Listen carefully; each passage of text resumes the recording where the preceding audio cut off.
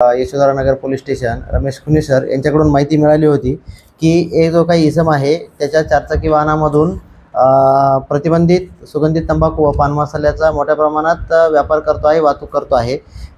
त्यावरून आम्ही विटापट्टी चौक पोलीस ठाणे यशोधरानगर येथे सापळा लावून नमूद इसमाला त्याचे वाहनासह ताब्यात घेतला आहे आणि त्याच्या ताब्यातून आम्हाला एकूण